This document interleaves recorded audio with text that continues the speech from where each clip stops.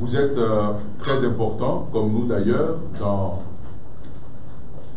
le dessein de l'état de droit. Et Louis Caron disait la même chose avec d'autres mots. Il disait journaliste, c'est une autre forme de justice. C'est une autre forme de justice. En réalité, chers journalistes, votre profession n'est pas très éloignée de celle de l'avocat. Nous avons en partage le fait de rechercher constamment la vérité et de dénoncer les attitudes violant les normes du contrat social. L'affaire qui nous rassemble, à savoir celle qui oppose le ministère public à M. Charles Blé Goudé, fait partie des informations que vous et nous ne devons pas mettre sous le boisseau. La conduite de cette procédure, dans l'irrespect des règles élémentaires qui encadrent la procédure pénale, expose chacun de nous à être des victimes de l'arbitraire, ce que nous dénonçons. Le 6 novembre 2019, vous vous rappelez très bien, les avocats avaient fait noter leur retrait de la procédure devant la chambre d'instruction de la Cour d'appel d'Abidjan. Malgré notre retrait, le procureur de la République près du tribunal de première instance d'Abidjan Plateau nous a notifié des avis d'audience et nous avons reçu la liste des témoins qui doivent être appelés dans l'affaire ministère public contre M. Charles Blé Goudé. L'affaire est programmée pour la présente session ouverte du tribunal criminel. Plus précisément, cette affaire doit être appelée à l'audience du tribunal criminel de demain, mercredi 18 décembre 2019 à 8 h.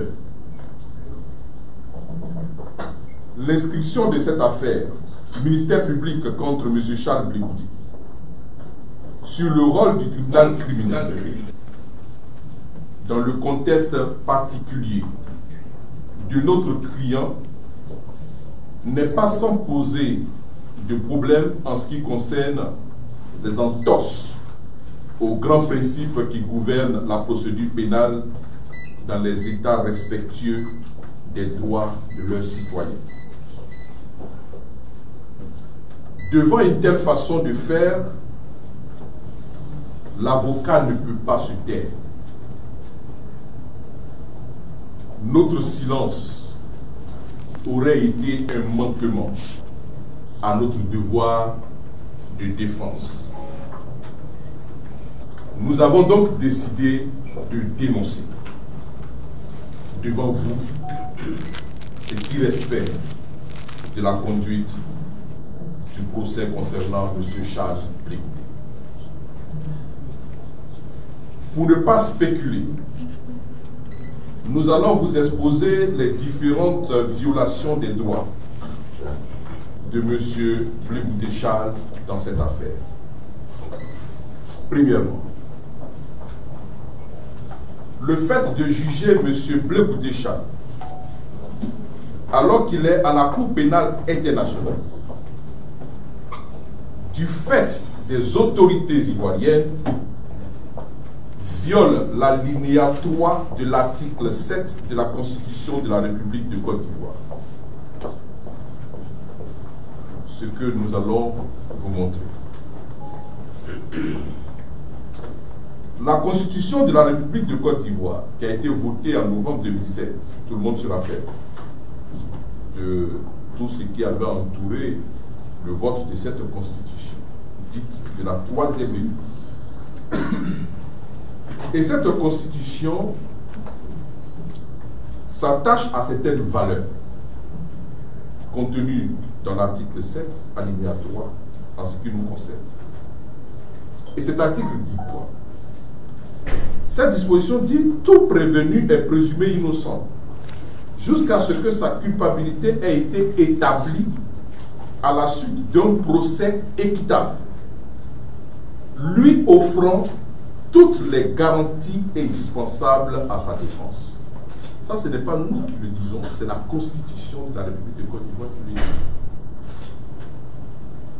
On ne peut pas condamner quelqu'un sans respect du caractère équitable du procès, ce qui sous-entend d'offrir à cette personne toutes les garanties indispensables à sa défense.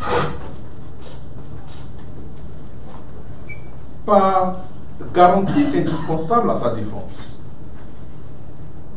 l'on entend au moins le droit pour une personne poursuivie d'être présente à son procès. C'est un minimum. Dans un État qui respecte le droit.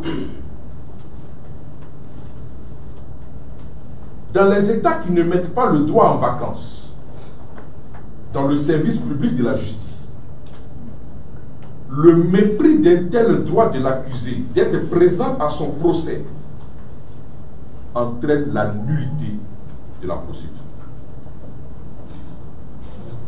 Nous sommes en matière pénale.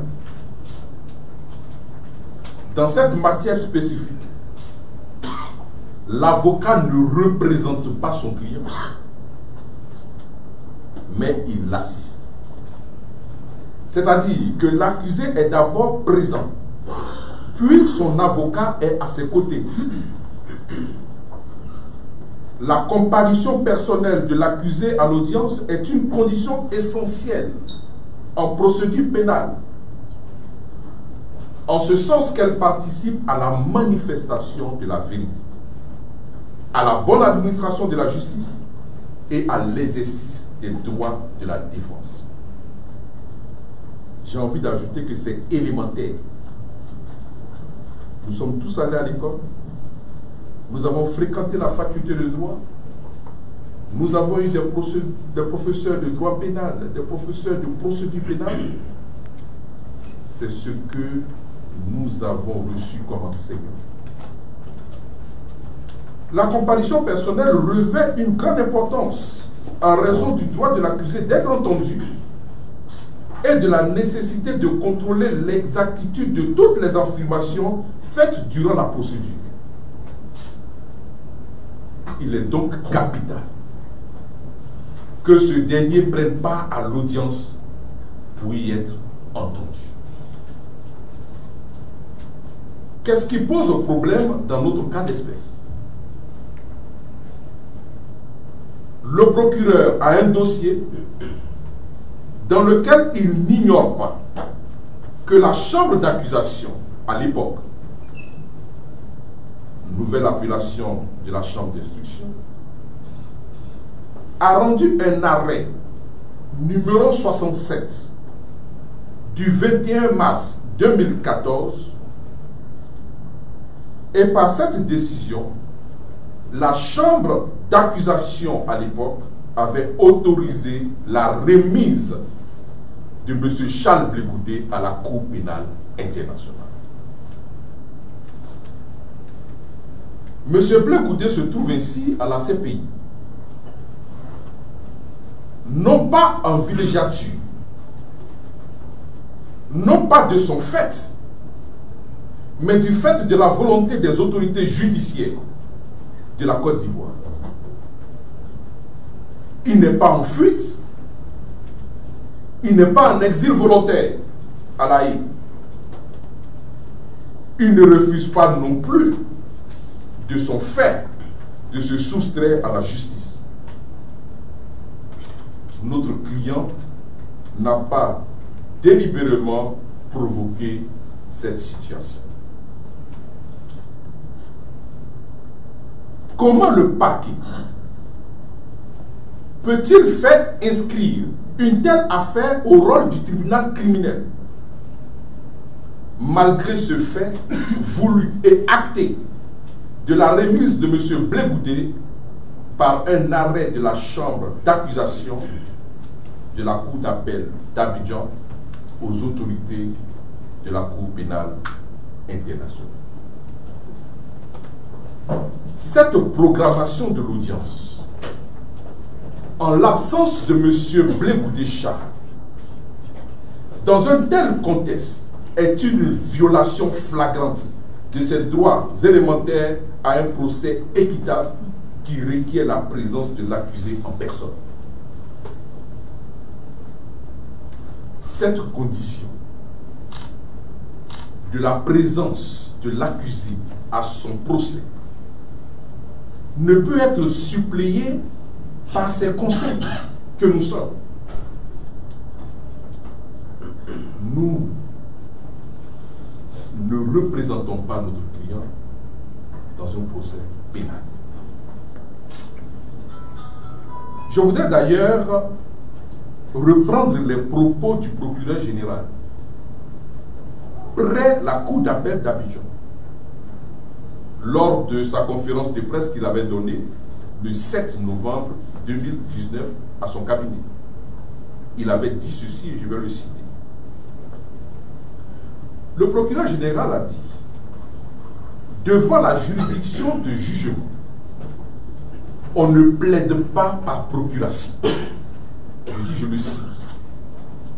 Je ne paraphrase pas, je cite le procureur général.